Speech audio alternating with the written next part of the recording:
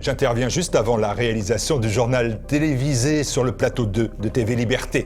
Nous vous devons un grand merci pour votre générosité et votre engagement à nos côtés. Votre soutien est un vrai motif de fierté. Mais nous ne sommes pas sereins car les objectifs ne sont pas atteints.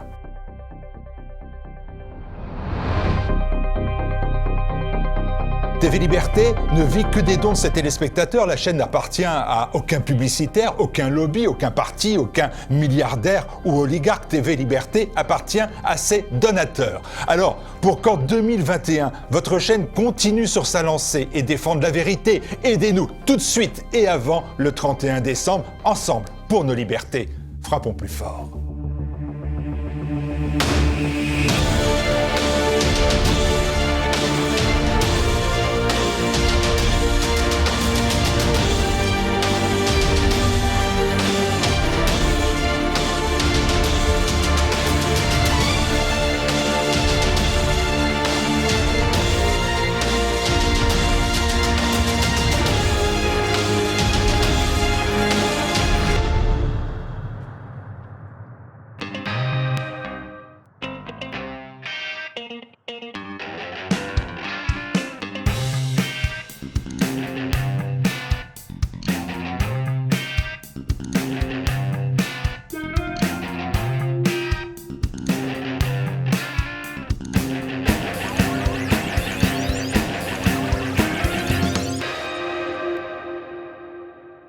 Bonjour, bienvenue dans ce tueur en série numéro 2. Quelques mots avant de passer la parole à Christopher Lann. La semaine dernière, nous avons choisi d'être positifs avec les coups de cœur de Pierre Jovanovic. Cette semaine, Christopher descend en flamme la série Révolution qui l'a bien énervé. Pas de chèque en blanc donc pour les producteurs de séries, même si je considère que la VOD nous permet de nous passer de la télévision en continu et de faire des choix. Pour moi, c'est dans les séries que tout se passe maintenant, alors que les films se réduisent de plus en plus à une compilation d'effets spéciaux où votre siège tremble quand le méchant craque une allumette. Les séries, elles, travaillent dans la finesse. La série se rapproche de la littérature car elle privilégie le temps long. Les profils psychologiques se construisent sur plusieurs dizaines d'heures. Il y a souvent 3 niveaux d'intrigue.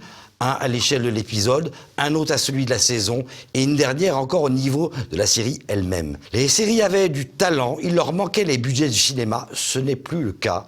Le cinéma se meurt, vive les séries. Nous tournons bientôt des questions en série avec Papacito et un autre avec Jean Descartes. Pour le moment, écoutons Christopher en furie avec la série Révolution. Moi je vous retrouve samedi prochain.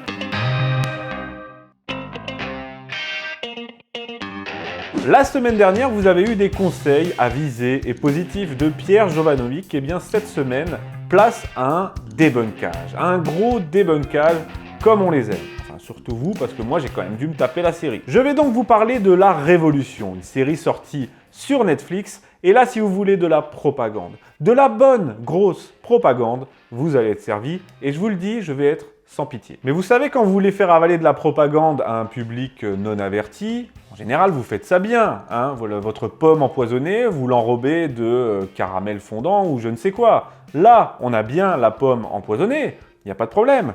Mais elle est enrobée d'autre chose. Sortie sur Netflix le 20 octobre dernier, La Révolution est une production française, cocorico, réalisée par Aurélien Molas, avec pour thème la Révolution française, bien sûr. Mais, et il le précise bien, et ça n'est pas à négliger, ce n'est pas une série historique. Ça se passe dans une sorte de réalité alternative purement fictionnelle, voire fantastique. Fantastique au sens l'univers fantastique, quoi.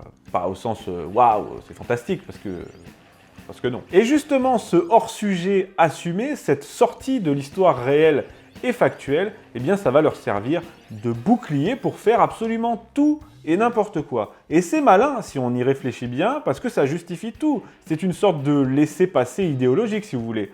Là, je peux arriver et vous dire, ouais, bah par exemple, ce truc-là, c'est n'importe quoi, ça s'est pas passé comme ça. Ok. Et on va me répondre, cool, c'est de la fiction, mec. Et voilà comment on se permet tout ensuite. Et cette série, franchement, quand on la regarde, et je l'ai fait, hein, ça m'a été très pénible, croyez-moi, cette série est quand même faite pour un public gamins de 16 ans, quoi. Et une grande partie de leur éducation à ces gamins-là se fait aujourd'hui sur Netflix, fiction ou pas. Donc quand vous faites passer des messages idéologiques, et il y en a un paquet là-dedans, ou que vous racontez n'importe quoi, peu importe qu'on soit dans une réalité alternative, parce que pour leur public de PNJ, c'est du pareil au même. Mais bref, je vais vous raconter un peu l'objet de la série, et je vais vous spoil, je vous l'annonce clairement, vu que c'est une série que je ne recommande à personne, pas même à mon pire ennemi, il y aura du spoil. Ne vous inquiétez pas, je vous préviendrai toujours avant. Quand c'est nul et sans intérêt,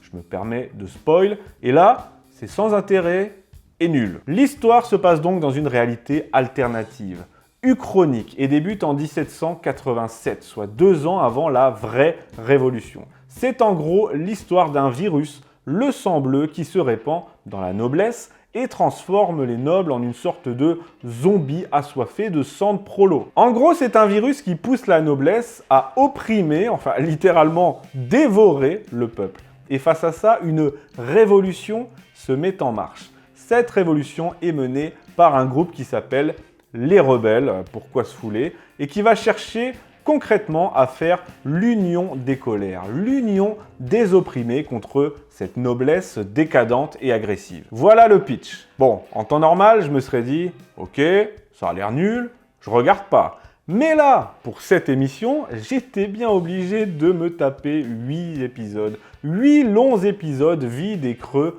où on s'ennuie à mourir. Je crois que j'ai changé depuis que j'ai vu la Révolution. La dernière fois, j'ai vu un épisode de Plus belle la vie et je me suis dit, c'est pas si mal finalement. Ma vie est foutue, putain. Pour vous résumer simplement les choses, cette histoire, cette série, c'est la lutte des minorités poussée à son paroxysme.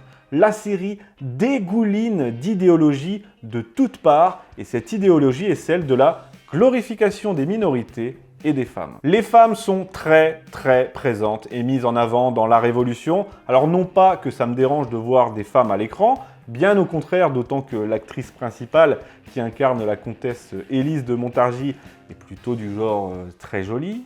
Ah mince, je sais plus si on a le droit de dire qu'une femme est jolie aujourd'hui. Je suis plus sûr. Donc le problème ici, c'est pas la présence des femmes, bien sûr, c'est qu'elle est totalement exagérée, surexposée à l'extrême. Ça déborde de féminisme maladroit dans tous les sens. Concrètement, dans cette série, la révolution est faite par les femmes.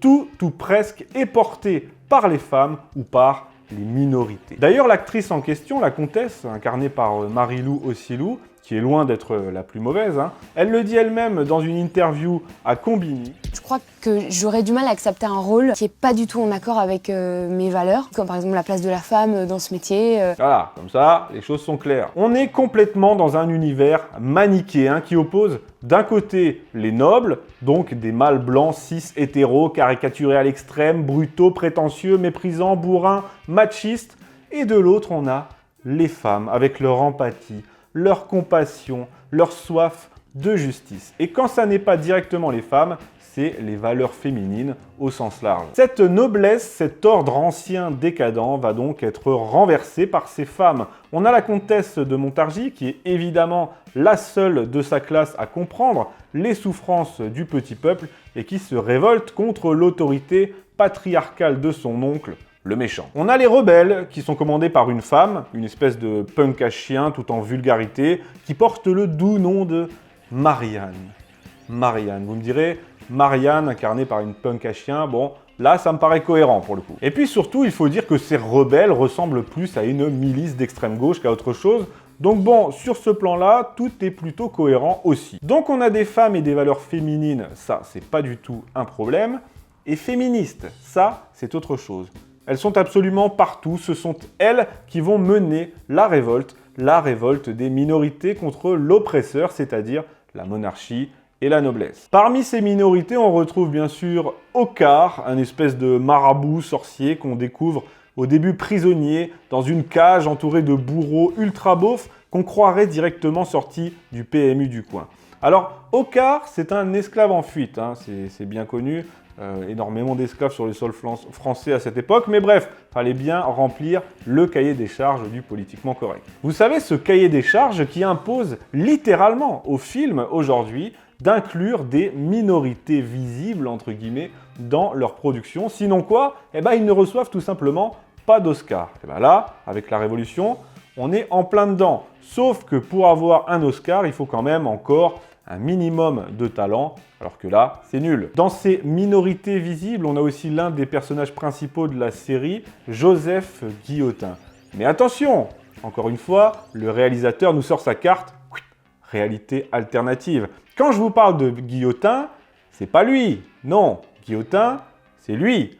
Un petit médecin rebeu aux yeux doux, épris de justice et qui est un orphelin au passé oublié. Voilà, comme ça, on coche une case de plus au cahier des charges et on est bon. Alors lui, dans le genre soumis, j'ai rarement vu pire. Tout au long de la série, il est littéralement dominé par sa femme. Une femme totalement insupportable du nom de Ketel, avec un fort accent espagnol ou argentin, je crois qu'elle est argentine. C'est l'incarnation parfaite de la femme castratrice. En gros, l'idée que les féministes se font de la femme. Il y a deux scènes grotesques, celle où ils couchent ensemble et lui, il est totalement tétanisé, on dirait un ado de 14 ans, et une autre absolument pathétique quand des ennemis approchent, et ben c'est elle qui tient le flingue, et lui, il est carrément caché derrière elle. Genre elle le protège, et lui, il est totalement apeuré. Visiblement, la guillotine ne lui a pas servi qu'à couper des têtes. Mais enfin voilà, vous voyez le ton général de cette série qui, je le répète, dégouline de propagande grossière, mettant en avant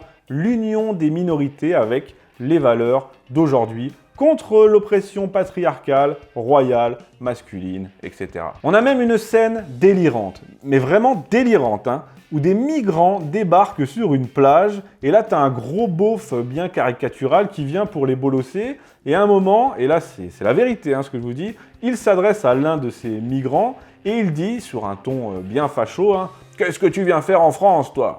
Voilà, ça vous donne le ton. On est en 1787, hein, je le rappelle au cas où on aurait oublié. Et en dehors de ça, cette série n'est même pas agréable à regarder en plus. On s'ennuie, les acteurs sont nuls pour la plupart, leurs répliques sont pitoyables et téléphonées, les décors sont pauvres, on se sent à l'étroit dans ces décors, c'est toujours les mêmes. Pour vous dire, à la fin, on a une bataille finale, alors c'est censé être l'apogée de la série, vous voyez, c'est la fin, quoi. On va enfin voir de l'action, les rebelles contre les nobles. Et au final, on a quoi à l'écran? On a un vieux 12v12 grand max, un tout pété sur une mauvaise map de Call of Duty. C'est absolument pathétique. Et en plus, ai-je besoin de le préciser, ce combat est totalement carry par les femmes, hein. C'est elles qui font tout, elles se battent comme des samouraïs. C'est un truc de fou. On se croirait dans une mauvaise vidéo de self-défense, hein, vous connaissez. Et aussi à la fin, alors ça fallait que j'en parle, hein, à la fin, on voit le roi de France à l'écran. Enfin, on ne voit pas son visage, mais on le voit lui et surtout, on l'entend. Et bordel, mais le mec a la voix de Morgan Freeman, quoi. Le roi de France a la voix de Morgan Freeman. Ils l'ont fait, moi je dis bravo. Enfin bref, je ne vais pas m'étaler plus, vous l'aurez compris. Non seulement la série est ultra chargée en propagande et en idéologie, mais en plus, elle est mauvaise. C'est pas agréable à regarder, tout simplement. On s'ennuie, l'intrigue est nulle, les jeux sont mauvais, je ne vois pas grand-chose à sauver, sincèrement. Normalement, dans une critique, on est un peu mesuré, on trouve quand même une ou deux qualités, histoire de ne pas jeter le bébé avec l'eau du bain. Mais là, c'est carrément la baignoire qu'il faut balancer. C'est le triomphe des minorités, des valeurs féministes, égalitaires, tout ça nous est balancé sous couvert de fictionnel dans un contexte historique pré-révolutionnaire pour faire un grossier parallèle avec notre époque. Et vous savez, le pire dans tout ça, le pire, ce qui m'a affecté le plus, c'est que cette série commence par une citation de Napoléon. Hein, c'est comme si le réalisateur, dès le départ, il avait décidé de me faire chier. Voyez. Cette citation célèbre, c'est, je cite, « L'histoire est une suite de mensonges sur lesquels on est d'accord ». Alors, je ne sais pas exactement où ils veulent en venir avec ça, mais ce qui est sûr, c'est que sur le plan des mensonges et de la propagande, c'est pas cette série qui va arranger les choses. D'autant que les réalisateurs, les petits filous, ils annoncent que pour les saisons suivantes, oui, parce qu'il y aura des saisons suivantes, ils annoncent que pour les saisons suivantes, eh bien, la fiction rejoindra progressivement la réalité historique. Tiens, comme c'est bizarre. Sauf qu'à ce moment-là, leur bouclier, non, c'est pas de l'histoire, attention, et ben là, ils l'auront plus, et je pense qu'on pourra vraiment commencer à se marrer. En attendant, c'est du 1 étoile sur 5 à tout péter, franchement, en étant encore très très gentil. Merci à tous d'avoir suivi cet épisode, le numéro 2 donc de Tueurs en série. On va se retrouver chaque samedi pour Tueurs en série, c'est une émission hebdomadaire, mais on va alterner. Tantôt ce sera un débunkage comme je viens de le faire avec La Révolution, tantôt ce sera une interview comme nous l'avons déjà fait pour l'épisode 1 avec Pierre Jovanovic, bientôt avec Jean Descartes et Papacito. Tantôt, ce sera un épisode dirigé par mon camarade Arnaud qui vous présentera ses critiques et coups de cœur. Bref, ça va être varié. Samedi prochain, justement, pour l'épisode 3 de Tueurs en série, vous retrouverez mon camarade Arnaud qui vous parlera de ses coups de cœur du moment. Et moi, je vous retrouve très bientôt, sûrement après les fêtes. Je vous l'annoncerai à l'avance de toute façon, pour un nouveau numéro de Tueurs en série. À bientôt.